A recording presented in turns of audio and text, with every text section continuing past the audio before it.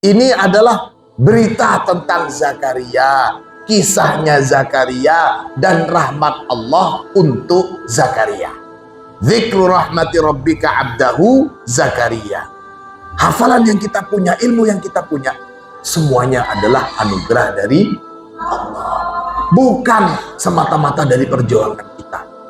Semakin kita merasakan itu, insya Allah apa yang kita miliki, ilmu yang kita punya, hafalan yang kita punya, semakin berkah dan semakin bermanfaat bagi kita semuanya. Ini kalimat.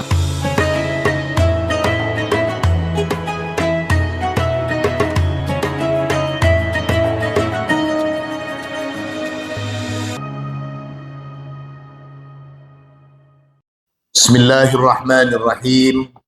Kaf ha ya ain sad. Dzikru rahmati rabbika abdahu Zakaria idh nada rabbahu nidaan khafiyya. Di sini tentang kisah bagaimana Nabi Zakaria memelas dalam doanya supaya mendapatkan anugerah anak atau keturunan. Kaf ha ya ain sad. Sebagaimana kita ketahui, di dalam Al-Quran itu terdapat huruf-huruf muqatta'ah, huruf-huruf yang dibaca terpotong.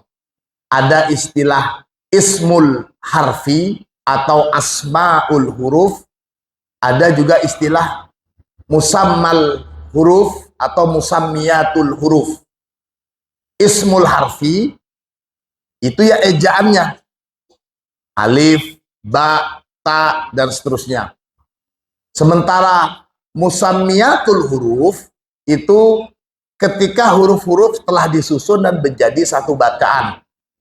Kitabun, kataba, nah itu termasuk musammiyatul huruf. Asmaul hurufnya apa? Kaf, ta, dengan ba. Untuk menyebut mau orang yang bisa baca atau orang yang pinter, ataupun orang yang tidak bisa baca, atau kita sebut dengan buta huruf, semuanya bisa. Orang yang nggak pernah sekolah umpamanya, coba sebutkan kitabun, bisa dia kitabun. Tapi kalau dia disuruh coba sebut huruf-huruf di dalam kitabun, nggak mungkin bisa, karena tidak mengenal huruf. Dalam bahasa Arab disebut dengan ummi, ummiyun, anak kecil umpamanya. Coba dibaca ini, umpamanya ada gambar polisi, kemudian tulisannya PO, matikan L, Pol, WA, wah, matikan N, Wan, baca polisi. Banyak kan gitu. Pengejaannya benar, tapi ketika disebutkan karena memang belum bisa baca. Itu contoh. Di dalam Al-Quran itu banyak terdapat surat-surat yang dimulai dengan asma'ul huruf atau huruf-huruf muqatta'ah. Baik yang satu huruf seperti non, kemudian sod, ada juga kof, ada juga yang dua huruf seperti ya, sin, to, ha, ada to, sin, ha, mim. Ada juga yang tiga huruf seperti alif, lam, mim, to, sin, mim. Ada yang empat huruf, alif, lam, mim, ro. Ada yang lima huruf, contoh ini kaf, ha, ya, ain, sad. Nah, saat turunnya ayat ini, orang-orang kafir Quraisy tahu kalau Rasulullah itu juga tidak bisa membaca, ummiyun, terkenal sebagai nabiyun ummi, nggak bisa baca.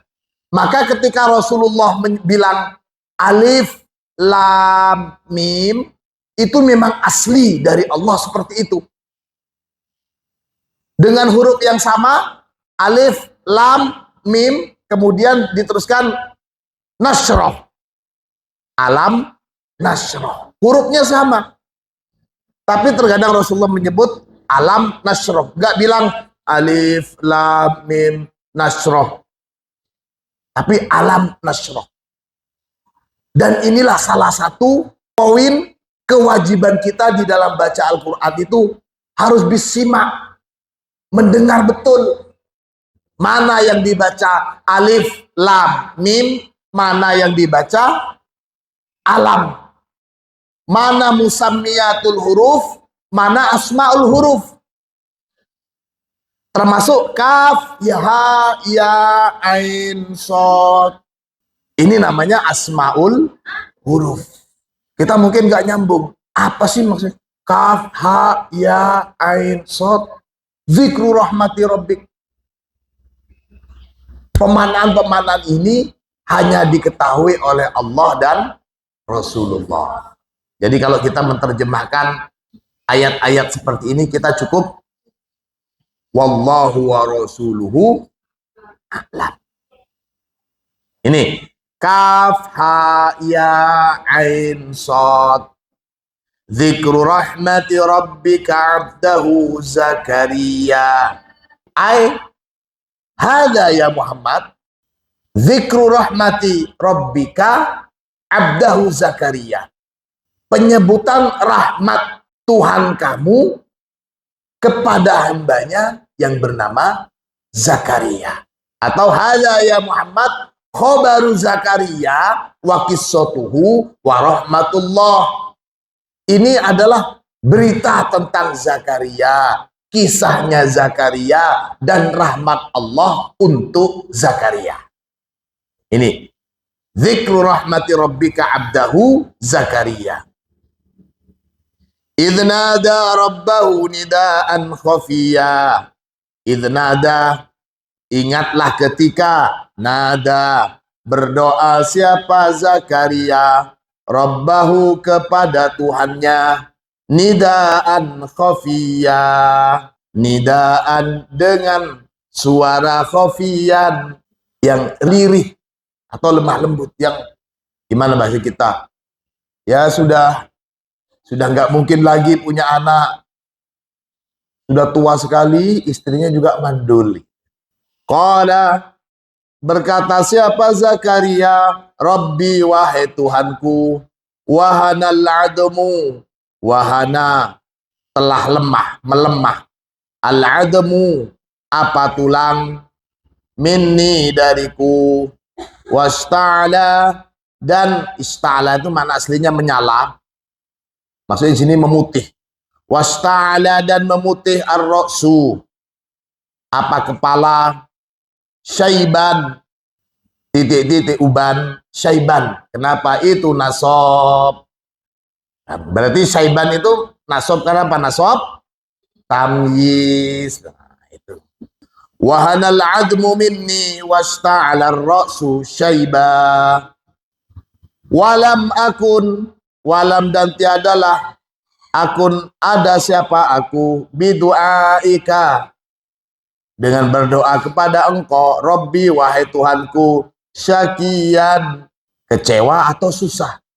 Artinya selama ini Nabi Zakaria tidak pernah merasa kecewa dengan setiap doanya kepada Allah, selalu dikabulkan. Tapi kalau seperti sekarang ini, saya sudah tua, istri mandul, gimana caranya bisa punya anak? Wa inni, dan sesungguhnya aku, khiftu, mengkhawatirkan siapa aku, al-mawaliya min waroi, mengkhawatirkan al-mawaliya, mawali itu dari wula, al-wula itu akorib, kerabat-kerabat. Di sini dikatakan min abna'i umumatihi, dari kerabat-kerabat, dari paman-pamannya. Fahumul jalusani, yakni dari keturun generasi kedua, alladhi sayati ba'dahu, generasi kedua yang akan datang setelahnya Zakaria ini wafat, nanti akan diganti oleh generasi kedua.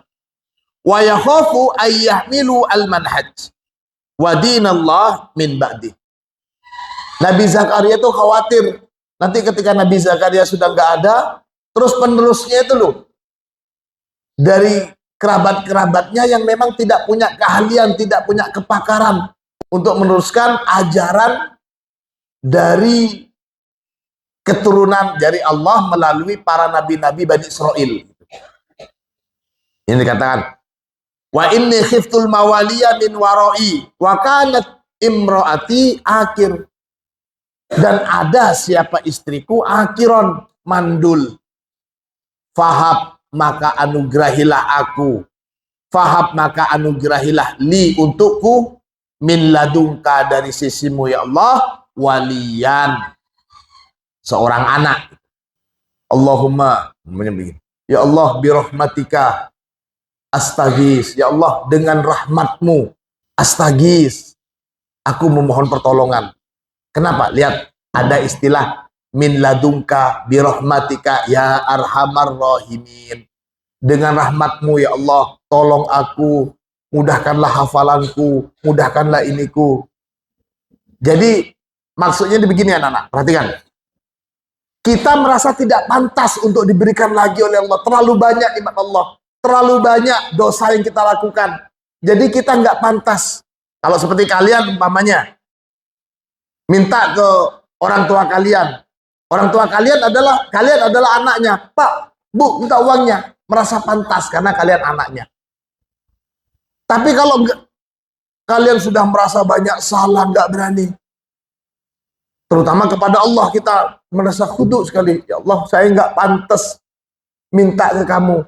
Saya tidak pantas mendapatkan rahmat yang lebih, mendapatkan kenikmatan yang lebih. Sudah terlalu banyak nikmat yang telah Engkau berikan ya Allah.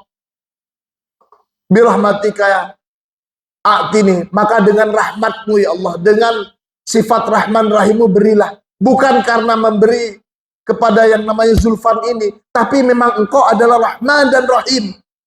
Siapa Zulfan? Siapa kita? Itu maksudnya birahmat. Nah, sama dengan min ladungka.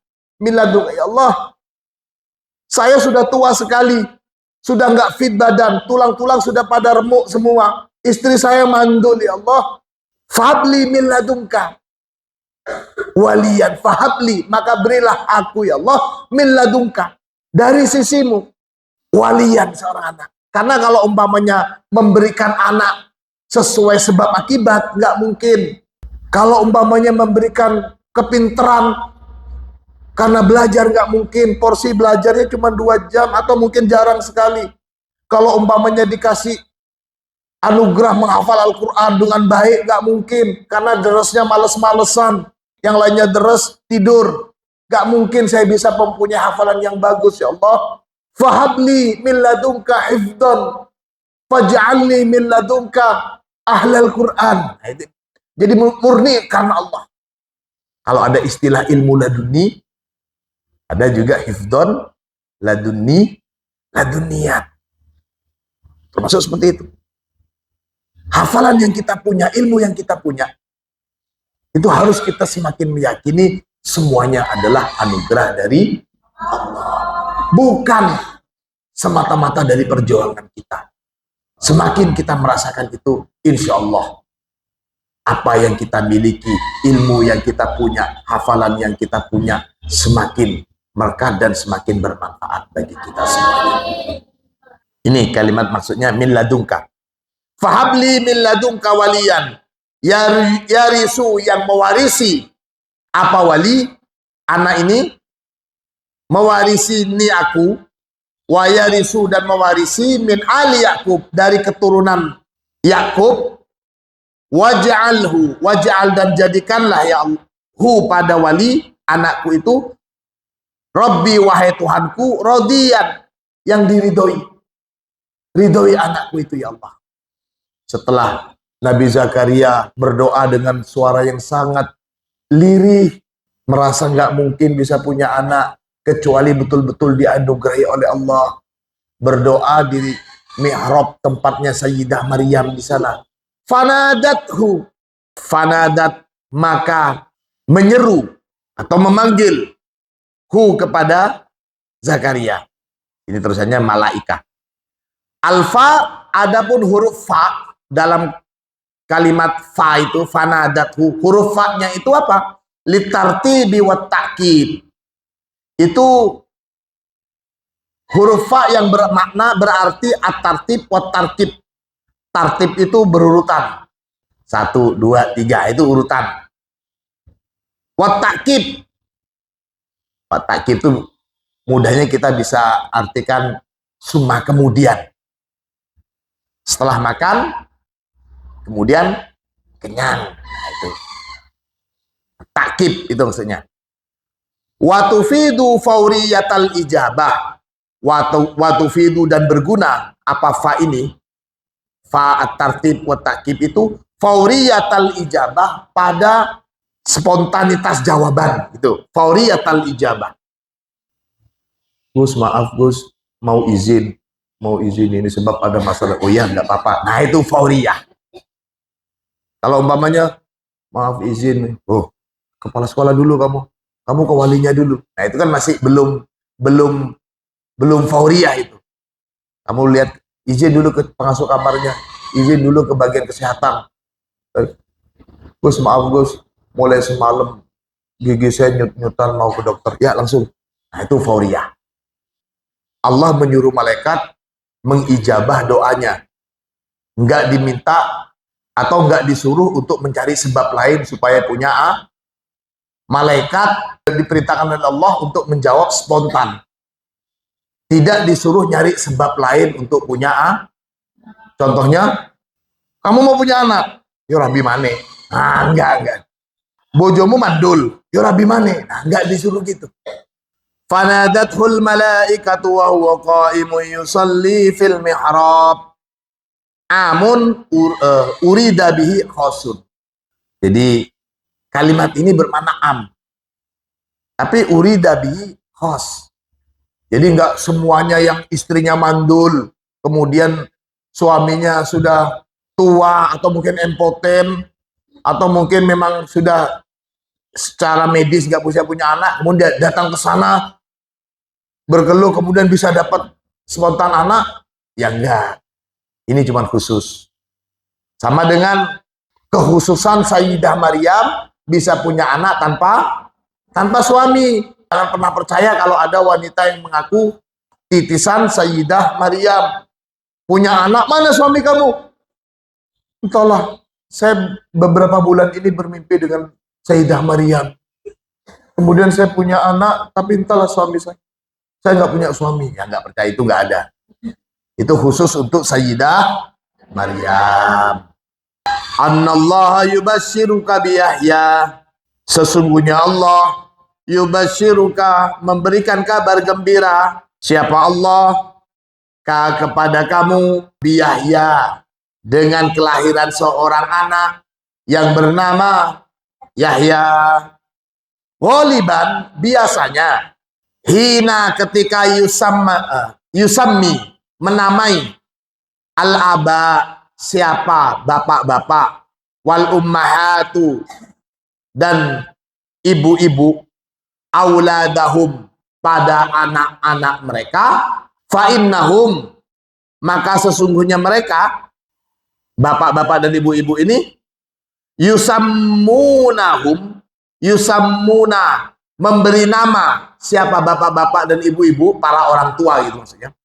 Yusammuna memberi nama siapa para orang tua bi asma'in jamilatin dengan nama-nama yang bagus. Tafaulan biha maksudnya dengan mengharapkan nasib baik biha dengan asma-asma jamilah itu. Kenapa kok dinamain Siti Rahmah? Karena supaya anak ini mendapatkan kasih sayang dari Allah, mendapatkan rahmah. Kenapa dinamain Aisyah? Karena dinisbahkan kepada Sayyidah Aisyah. Kenapa namanya umpamanya Nurul Qomariyah? Karena supaya anaknya ini nanti diharapkan bisa bersinar seperti rembulan di malam hari, terang bersih. Itu maksudnya begitu. Tafaulan biha. Fayusammuna maka memberi nama siapa para orang tua pada anak masalan umpamanya Kariman diberi nama Pak Karim. Maksudnya apa? Liyakuna, agar supaya agar supaya menjadi siapa anak, kariman, orang yang mulia, atau bisa juga orang yang pemurah. Walakin, akan tetapi, kasiron ma yusammunahu bi ismin, banyak ma yusammum apa anak-anak gitu. Ma itu saya maknain yusammuna, memberi nama siapa orang tua, hu pada anak, bi ismin, dengan satu nama, wa ta'til maqadiru ala khilafil amali, wa ta'ti, dan datang, atau al maqadiru, apa kenyataannya, ala khilafil amali, pada kebalikan al amali, harapan. Dikasih nama umpamanya bening. Kenapa kok disebut nama bening? Supaya hatinya bening, lembut. Tapi kenyataannya hatinya bluder. Kebalikannya. Ini contoh. Siapa namanya? Azizah. Seorang, apa tujuannya? Supaya menjadi wanita yang mulia. Tapi kenyataannya justru dia menjadi wanita yang mempermalukan dirinya dan orang tuanya. Bagaimana mau mulia? Dia bahkan berlaku naudzubillah senonoh dan lain sebagainya. Itu kebalikannya. Siapa namanya? Muhammad Satria. Tujuannya supaya dia menjadi seorang yang satria, tidak mudah mengeluh ke orang lain. Dia menjaga harga dirinya. Tapi kenyataannya kebalikannya. Sukanya malak, nyuri, dan ya itu kebalikan maksud di sini. Walakin kasiron ma yusammunahu bismin wa ta'til maqadiru ala khilafil amali. Faqat yusammunahu sa'idan. Faqat yusammuna, terkadang yusammuna, para orang tua menamai anaknya sa'idan, dikasih nama Said. Wala yakunu sa'idan. Saidun itu artinya bahagia. Kenapa kok dinamain Said?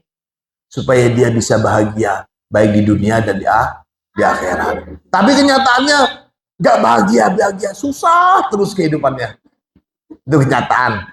Ini yang dimaksud dengan watatil maqadir ala khilafil amali. Lihat, kenapa kok begitu?